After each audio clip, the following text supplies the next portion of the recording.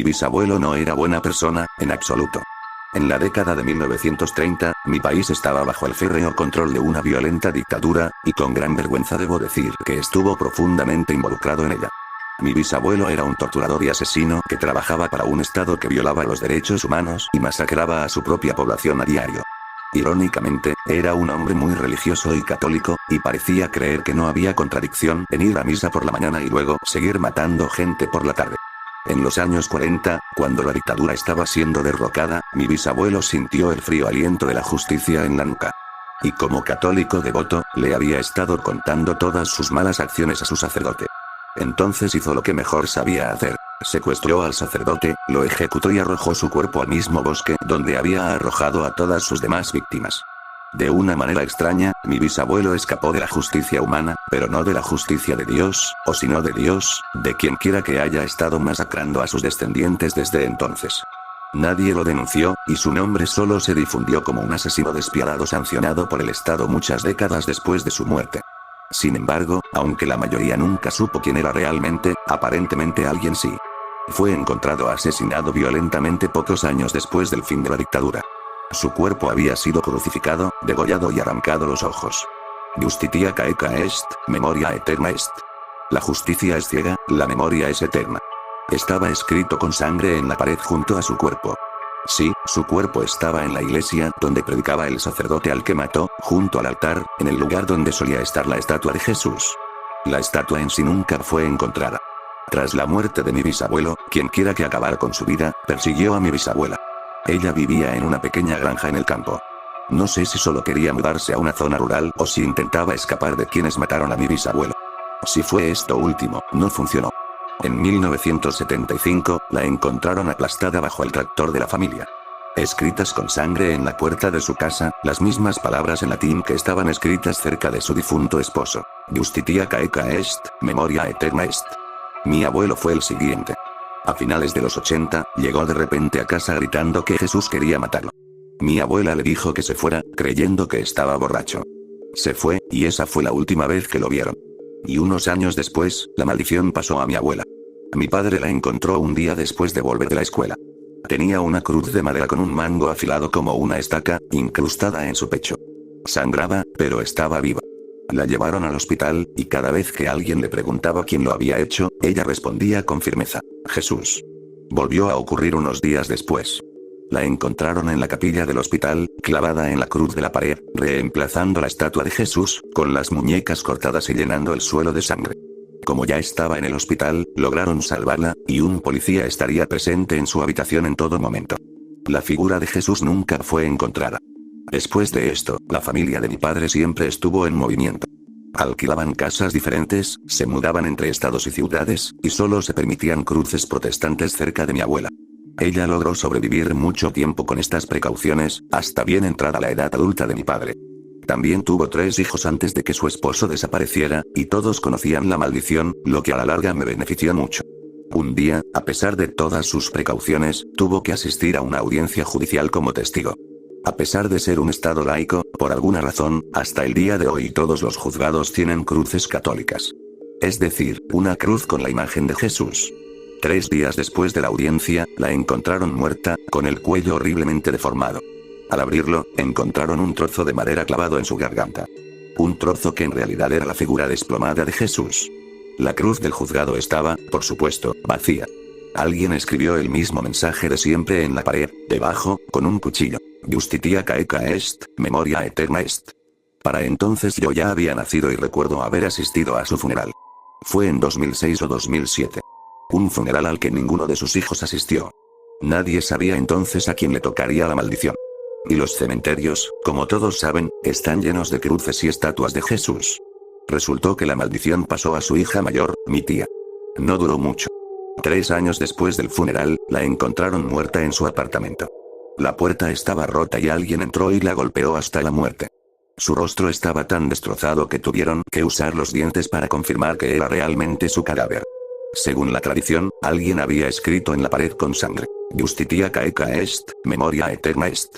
Sí, resulta que uno de sus vecinos tenía una estatua de Jesús de tamaño humano. Una estatua que nunca se volvió a ver después del asesinato. No tenía esposo ni hijos.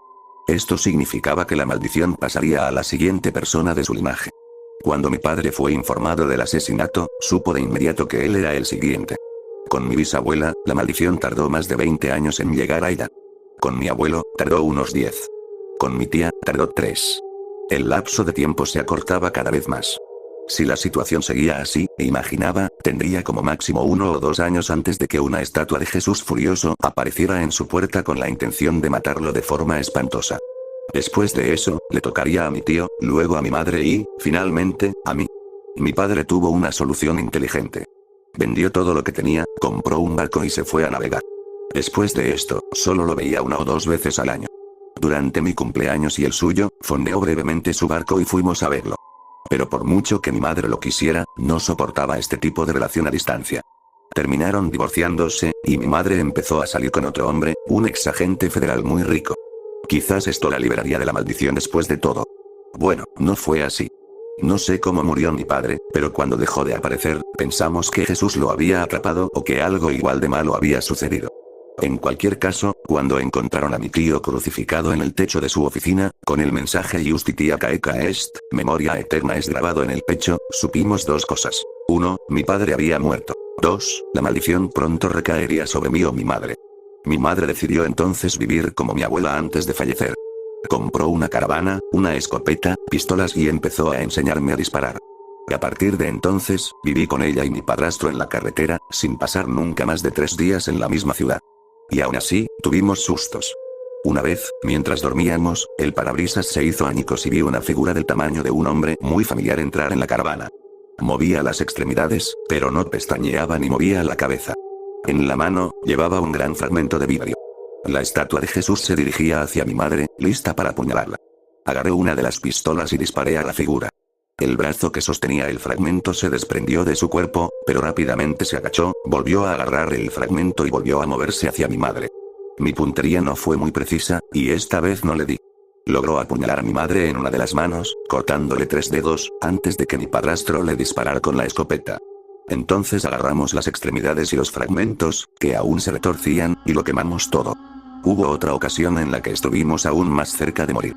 Mi padrastro conducía el remolque cuando, de repente, un camión descontrolado pasó a toda velocidad por detrás, casi chocando contra nosotros. Mi padrastro derrapó rápidamente, casi volcando el remolque. Por unos centímetros, evitamos que el camión destruyera nuestro vehículo. El camión se estrelló violentamente contra un coche que iba delante de nosotros en la carretera, provocando una explosión, y el choque provocó que una gran cantidad de aceite en llamas se extendiera por la carretera. Mi madre y yo tomamos nuestras armas, sabiendo que esto bien podría ser obra de la maldición. Y, en efecto, lo era. Del interior del camión en llamas, salió una figura de madera de Jesús, del tamaño de un hombre, ardiendo en llamas y cubierta de aceite, sangre y escombros. Mi padrastro pisó el acelerador rápidamente, y pronto nos alejamos de aquel lugar lo más rápido posible. Lo que no contábamos era con lo rápido que podía correr. El remolque alcanzaba los 80 km por hora, y aún así la estatua en llamas casi nos alcanzaba. Mi madre abrió la ventana trasera y le disparó con la escopeta. Las balas le reventaron la cabeza, pero seguía corriendo cada vez más rápido, y logró alcanzarnos. Saltó dentro del remolque, rompiendo la ventana trasera y prendiendo fuego a la alfombra. Mi madre le disparó de nuevo, creando un enorme agujero en su torso. Sin embargo, la imagen de Jesús seguía adelante, agarrando su escopeta y doblándola con una fuerza imposible. Yo agarré una de las pistolas y le disparé de nuevo, logrando destrozarle las piernas. Mi padrastro frenó entonces el coche, y el Jesús salió despedido hacia el parabrisas, rompiéndolo y quedando tirado en la carretera. Mientras yo usaba el extintor, mi padrastro se aseguró de pasarle varias veces por encima, hasta que solo quedaron pedazos rotos.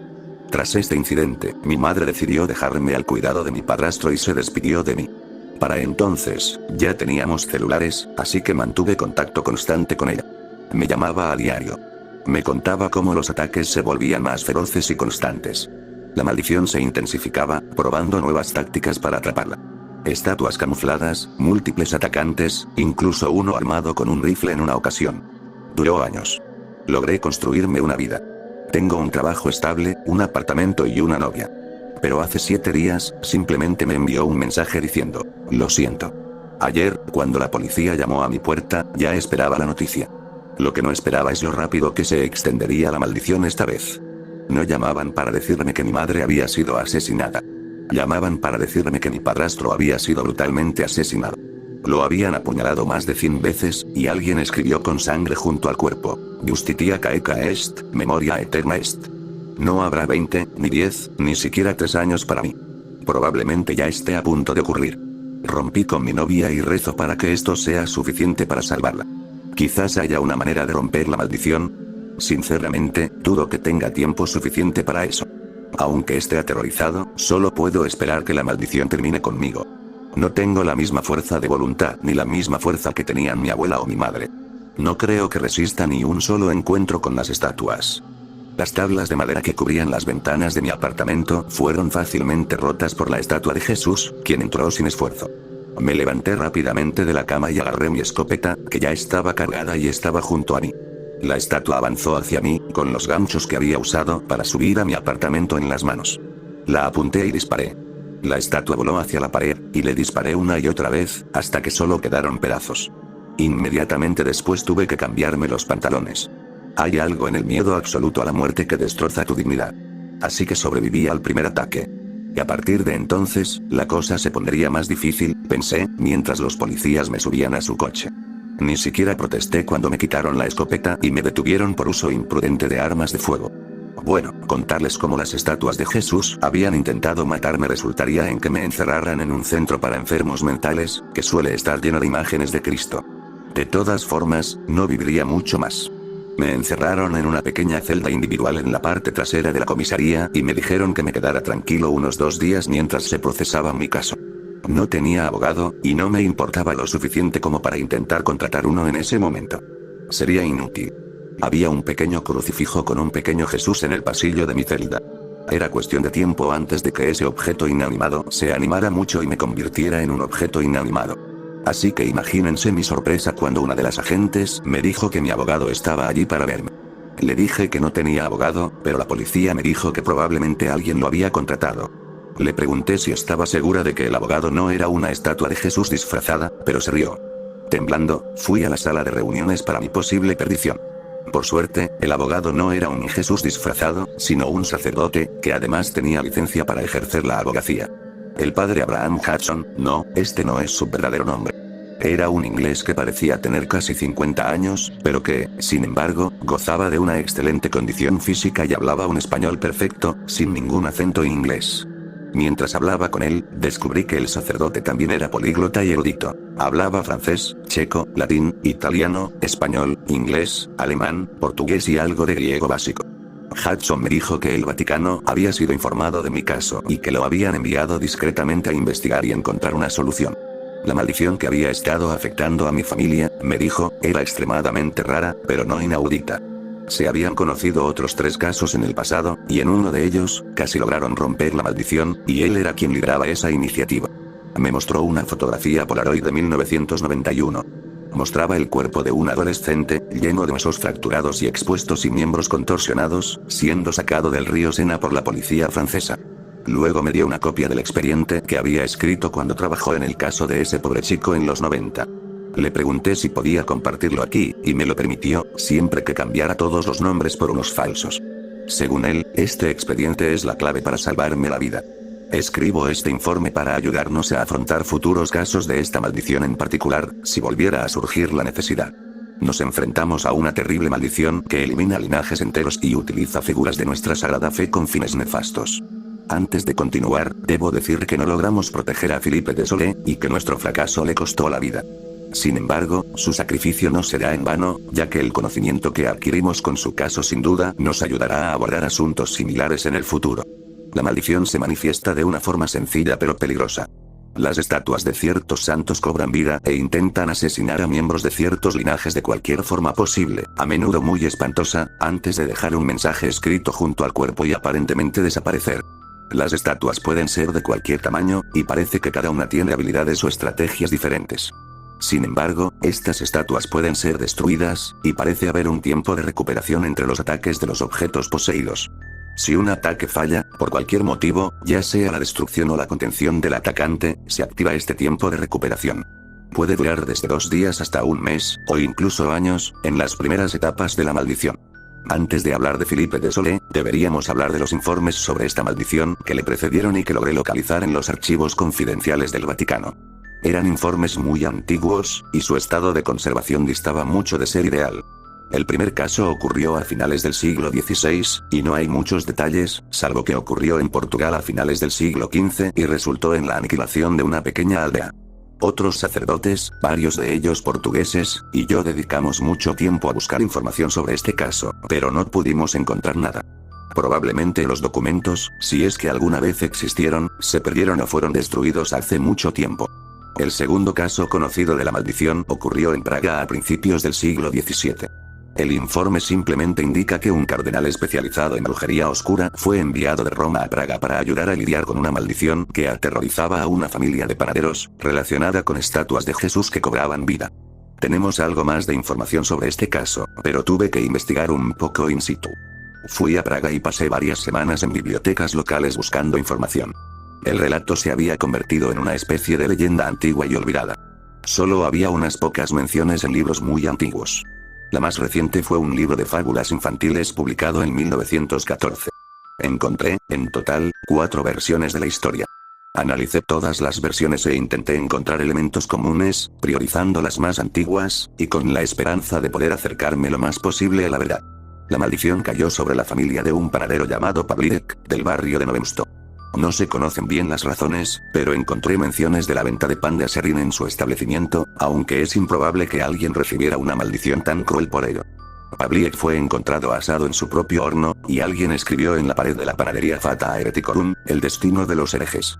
Cabe destacar que una famosa estatua de piedra de Jesús que se encontraba en la plaza junto a su panadería desapareció, y testigos presenciales afirmaron haberla visto entrar en la panadería cerca del cierre. Mi teoría personal es que podría ser protestante, lo cual podría ser la razón de su maldición, ya que el protestantismo estaba en auge en aquella época, pero fue duramente rechazado por la dinastía de los Habsburgo. Sin embargo, esto es solo una teoría religiosa. En cualquier caso, Pavlík fue la primera víctima de la maldición en aquella ocasión, pero no la última. Su hijo se hizo cargo de su panadería. Esto ocurrió hasta unos 15 años después, cuando fue encontrado muerto en la panadería. Las fuentes difieren sobre cómo fue asesinado. Algunos dicen que simplemente fue encontrado estrangulado con un rosario dentro de su panadería, otros que también fue descuartizado con un cuchillo de carnicero. En cualquier caso, la nueva estatua de Jesús, que se instaló tras la desaparición de la primera, también se perdió.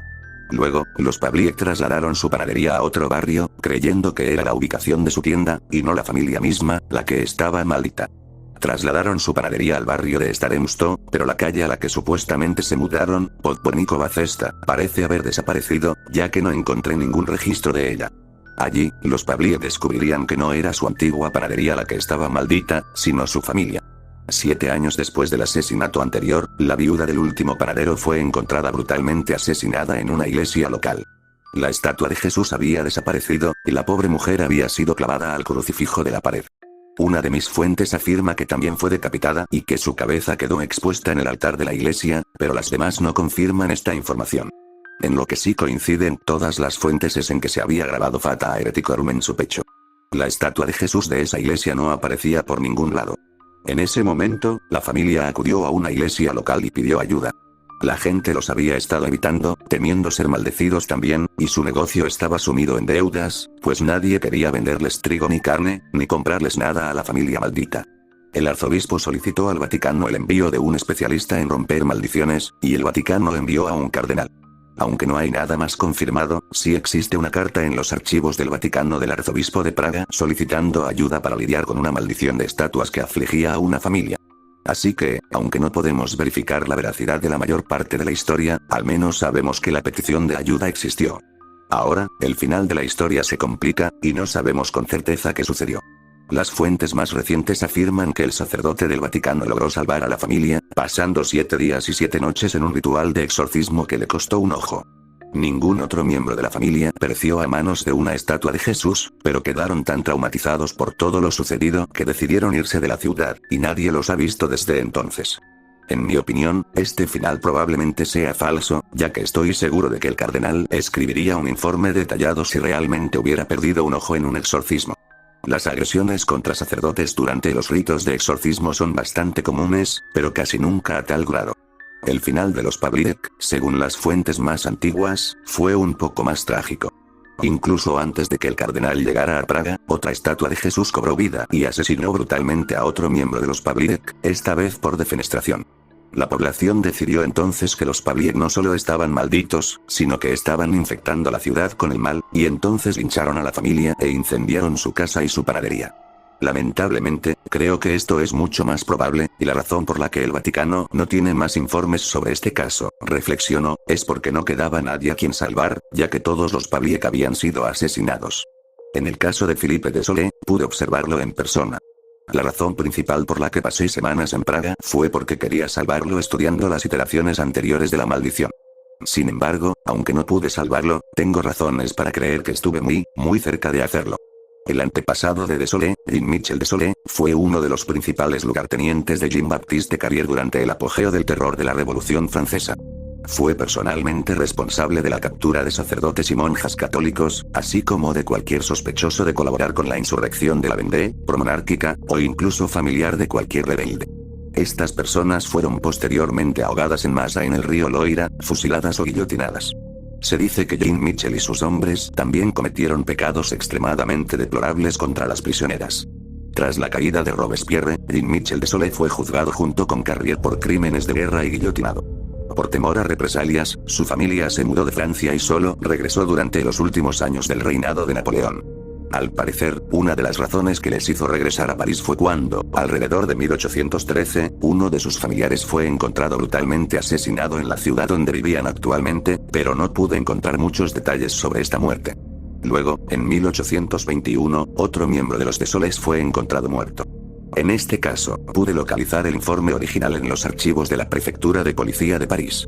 Clotilde Marie de Solé, hija de Jean-Michel de Solé, trabajaba vendiendo flores en la calle cuando fue apuñalada hasta la muerte por una persona que, según se dice, se disfrazó de la Santísima Virgen María. Este agresor escribió Justitia Provende con la sangre de Clotilde Marie, antes de saltar al río Sena y desaparecer. Los testigos presenciales, tan conmocionados y asustados, no hicieron nada, probablemente sufriendo algún tipo de efecto espectador. En 1826, otro miembro de la familia de Solé fue asesinado por una persona aparentemente disfrazada de la Santísima Virgen María en un campo de lavanda en el sur de Francia, aunque esta vez no pude encontrar la causa de la muerte ni dónde ocurrió exactamente. Luego, el lapso de tiempo se fue acortando. En 1828, otro de Solé fue encontrado muerto, esta vez ahogado en un charco tras una noche de fuertes lluvias. Justitia Provende estaba escrito con tiza en la puerta de su casa. En 1829, Marinette de Solé fue asesinada por un hombre vestido como la Santísima Virgen María, quien la mató con las manos desnudas, rompiéndole el cuello. Sin embargo, esta vez, un policía llamado François Delacroix estaba presente. El agente persiguió al asesino, pero para su sorpresa, al golpearlo con su porra, descubrió que había golpeado una estatua de la Santísima Virgen María, que se movía como si estuviera viva. La estatua huyó y Delacroix la persiguió, pero al doblar en una esquina, desapareció. Delacroix redactó un informe detallado a la Prefectura de Policía de París, pero se le declaró demente y se le revocó la licencia. En 1832, ocurrieron 3 muertes más, una de ellas extremadamente brutal. 2 de Solés fueron desmembrados y luego cosidos en un único y horrendo cadáver. La policía intentó investigar el caso sin éxito. Pero parece que Delacroix decidió llevar a cabo su propia investigación independiente. La mayor parte de la información sobre Jean-Michel de Solé se perdió después de que una turba enfurecida invadiera la Convención Nacional y robara o quemara los archivos del juicio a de Solés en la insurrección del 12 de Germinal en 1795. Por la información que reuní sobre de Solé como alto teniente de Carrier y su participación en las atrocidades de Vendée fue descubierta por Delacroix tras entrevistar a personas que habían vivido esos tiempos convulsos. Lo cierto es que la familia de Solé, muy numerosa, pues Jean-Michel tuvo 13 hijos, cada uno de los cuales acabaría teniendo al menos un hijo, desconocía la implicación de su antepasado en el régimen del terror. Esta información había sido ocultada por la difunta esposa de Jean-Michel de Solé, quien probablemente también fue la primera víctima de la maldición. Entonces, Delacroix, quien durante su investigación se involucró sentimentalmente con un miembro de la familia de Solé y temía ser una posible víctima, envió cartas a la iglesia pidiendo ayuda. La iglesia envió a un exorcista italiano, a quien Delacroix simplemente identifica como el padre Giuseppe, para ayudar a resolver la maldición. Tras varios intentos fallidos de exorcismo y 4 muertes violentas más, el padre Giuseppe encontró la manera de salvar a la familia. Una vez al año, debían visitar el lugar donde reposaban las víctimas de su despreciable antepasado y pedir disculpas. Consiguieron llegar, pero durante el viaje, la maldición los atacó como nunca antes, y 5 miembros de la familia fueron asesinados en una semana. Sin embargo, tras la disculpa, los asesinatos cesaron. El propio Delacroix fue asesinado, pero su ahora viuda conservó su diario, que se guardó en el sótano de Desolé. Avanzando rápidamente hasta la década de 1970, por alguna razón, los Desolé dejaron de realizar el ritual de visitar el río Loira. La mayor parte de la información de esta parte proviene de entrevistas que realicé con Philippe Desolé. Quizás, tras las protestas de mayo del 68, la familia decidió que se trataba de una tradición obsoleta derivada de una leyenda olvidada. En cualquier caso, cuando descubrí cómo detener la maldición, Philippe ya había muerto. En 1977, Jeanne Desolé, abuela de Philippe, fue encontrada colgada del techo. Había sido brutalmente mutilada, y la estatua escribió Justitia Provendée en el suelo, entre sus restos. En 1985, Maurice Desolé, padre de Philippe, fue encontrado muerto de frío. Lo habían metido en el congelador familiar, con la puerta cerrada con cadena. La frase Justitia Provendée estaba escrita con tiza en el congelador. En 1989, Christine Desolé, madre de Philippe, fue encontrada decapitada en su cama. La frase Justitia Provendée estaba escrita con su sangre en la pared sobre su cama. Hasta ese momento, Philippe y la policía trataban el caso como una especie de secta asesino en serie. El caso de Issei Sagawa aún estaba presente en la memoria de los parisinos. Cuando Philippe apenas sobrevivió al ataque de una pequeña figura de madera de la Santísima Virgen María, acudió a la iglesia en busca de ayuda. En aquel entonces, estudiaba materias no relacionadas en el Instituto Católico de París, y uno de mis superiores me envió a ayudar a Desolé. Nos encerramos en nuestra habitación más segura, en el sótano de una de nuestras iglesias cerca de París, que se usaba como fortaleza durante la Edad Media, y contraté personalmente a un equipo de seguridad para protegerlo mientras buscábamos la manera de salvarlo de la maldición. Pero debo decir que cometí un grave error y fracasé estrepitosamente al ayudar a Philippe.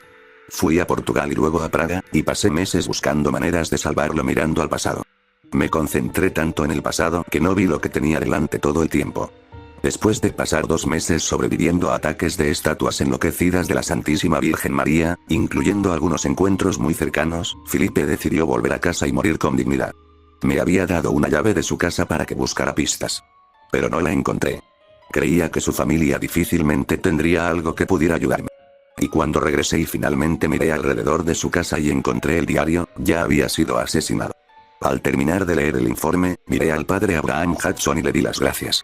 Ahora sabía qué tenía que hacer y a dónde ir. Solo necesitaba esperar 2 días más y estaría libre para hacerlo. Los diarios de Delacroix decían que cuando la familia Desolé fue a disculparse al río Loira, la maldición los golpeó como nunca antes. Sabía que me podía pasar, pero no imaginaba su magnitud. En mi segundo día de arresto, mientras esperaba que Hudson me liberara, tuve que ir al baño. Tras terminar con mis necesidades, me acompañaron de vuelta a mi celda provisional, ubicada al final de un pasillo claustrofóbico de celdas vacías. Y entonces, mientras caminaba, se apagaron las luces. La guardia que me acompañaba encendió su linterna y señaló el pasillo, iluminando el camino a mi celda. Regresé y, al acercarme a la puerta de la celda, ya abierta, oí que algo caía al suelo detrás de mí. La luz desapareció. Miré hacia atrás. Las luces del techo empezaron a parpadear al oír que encendían el generador de la comisaría fuera del edificio. La agente que me acompañaba yacía en el suelo, con sangre manándole del ojo, gimiendo de dolor. Un hombre con uniforme de policía permanecía inmóvil junto a él, con un cuchillo de cocina goteando en la mano. No era un hombre. Era una estatua de Jesucristo. Entré rápidamente en una de las celdas, mientras los pasos se acercaban rápidamente, y busqué en la puerta alguna cerradura que pudiera activar para mantenerlo fuera. Claro que no funcionaría, no tenía la llave.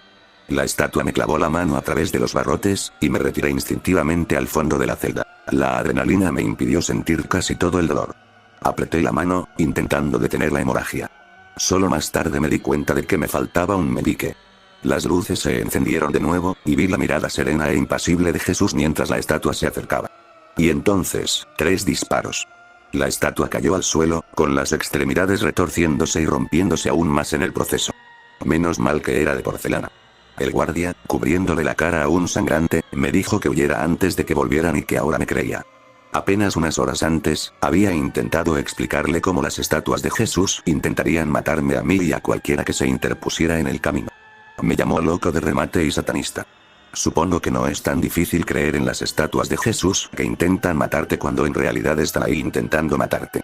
Por suerte para mí, el resto de la comisaría parecía estar vacío, así que pude salir fácilmente. ¿Qué pasó con los demás policías? Preferí pensar que habían salido a arreglar el rayo. Y no que varios policías habían muerto por mi culpa. Afuera, todavía estaba oscuro, pero sabía que pronto saldría el sol. En cuanto llegué a la calle, un coche me atropelló. Caí al suelo, con todo el cuerpo dolorido, la cabeza palpitante y los oídos zumbando. Todavía estaba catatónico cuando el conductor salió y me arrastró del pelo hasta el coche. Otra estatua salió del vehículo y abrió el capó. Aunque el coche estaba aparcado, el motor estaba en marcha. La estatua del conductor me agarró del pelo y me presionó el lado izquierdo de la cara contra el motor, y debo decir que nunca me había dolido tanto. La estatua me echó la cabeza hacia atrás, y cuando estaba a punto de quemarme el lado derecho de la cara, oí un disparo de escopeta, y de repente caí de espaldas al suelo. Oí que se abría la puerta de un coche, un disparo de escopeta, y entonces, al abrir el ojo que me quedaba, vi al padre Hudson, con la escopeta todavía en la mano, acercándose a mí y ayudándome a levantarme. Me dijo que el tribunal había aprobado mi liberación, pero que habría más tiempo para eso más tarde. Teníamos que llegar cuanto antes a la playa donde mi bisabuelo tiraba los cuerpos. Me senté en el asiento del copiloto del coche del padre Hudson, y él me puso unas vendas en la mano para detener la hemorragia. Me miré rápidamente en el retrovisor mientras el sacerdote arrancaba el coche. Por muchas cirugías costosas que me hiciera, que jamás podría pagar, jamás podría librarme de esas horribles cicatrices. Mi ojo izquierdo se había fusionado con la piel. Lloré de dolor, preguntándole cómo Cristo podía ser tan cruel. El padre Hudson afirmó que estas estatuas asesinas no tenían ninguna relación con Dios ni con sus creaciones. En su opinión, esta maldición era una creación satánica de sacerdotes que no pudieron perdonar a quienes las asesinaron y, por lo tanto, rompieron sus votos cristianos, causando la maldición demoníaca que había destruido tantas vidas. Como dice la Biblia, incluso al diablo le gusta disfrazarse de ángel de luz. No sé si tenía razón. Si las estatuas son en realidad demonios, o manifestaciones de un dios cruel, o quizás ambos no existen, pero la maldición sí. Al final, no importó. Lo que importaba era que necesitaba afrontar los errores del pasado de mi linaje y enmendarlos. De repente, vi que un camión seguía al coche y ganaba velocidad. Hudson respondió acelerando. Pronto, íbamos a 120 km/h en una calle donde el límite era de 70.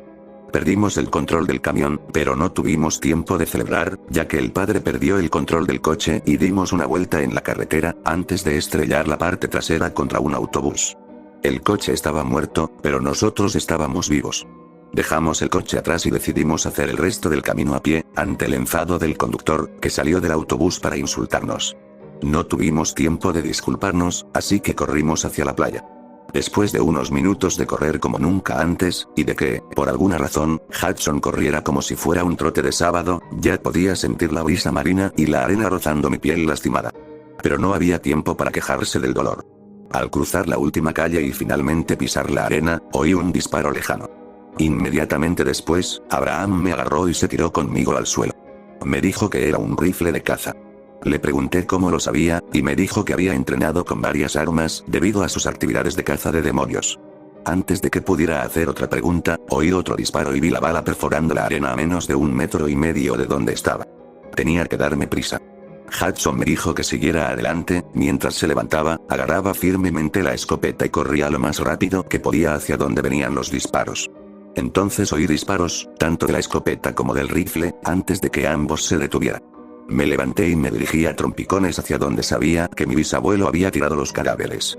Tras la caída de la dictadura, cuando sus crímenes finalmente se hicieron públicos, algunos de los vertederos de cadáveres se hicieron públicos y se colocaron pequeñas cruces ceremoniales en ellos. Cruces ceremoniales que, afortunadamente, no tenían imágenes de Jesús. O eso pensé. Al acercarme al lugar, un claro entre arbustos y palmeras, vi una cruz con la figura de Jesús. Vi cómo la imagen se bajaba de la cruz y corría hacia mí. Era pequeña. El Jesús de 30 centímetros, de alguna manera, sacó un cuchillo pequeño y empezó a cortarme la pierna. Rápidamente agarré la estatua y la rompí miembro por miembro, hasta que ya no pudo moverse. Me acerqué al cementerio y vi una placa con los nombres de varias víctimas. La mayoría, sin duda, asesinadas por mi bisabuelo. Detrás de mí, oí como la camioneta que nos perseguía por las calles de la ciudad se estrellaba contra la arena de la playa y abría las puertas. Miré hacia atrás. 6 Jesús del tamaño de un hombre salían de la camioneta y corrían hacia mí, todos portando armas cuerpo a cuerpo. Iba a ser una muerte muy violenta. Así que me arrodillé ante el monumento y me disculpé por las acciones de mi bisabuelo. Me disculpé por todo lo que hizo y prometí que sus crímenes jamás serían perdonados ni olvidados. Que, mientras viviera, iría allí anualmente a disculparme. No solo como disculpa, sino para asegurarme de que la memoria de quienes murieron por sus acciones no se olvidara. Dudaba que funcionara. Pero funcionó. Cuando volví a mirar, las estatuas de Jesús habían desaparecido, y solo quedaba la camioneta. Vi al padre Abraham Hudson, caminando hacia mí. Le sangraba el brazo y se lo había atado con la sotana a modo de torniquete. Sin duda le habían disparado. Le di las gracias con mis últimas fuerzas. En el horizonte, el sol por fin salía. Por fin era libre. Me tumbé en el suelo y miré el cielo despejado. Por primera vez en años, pude descansar sin miedo.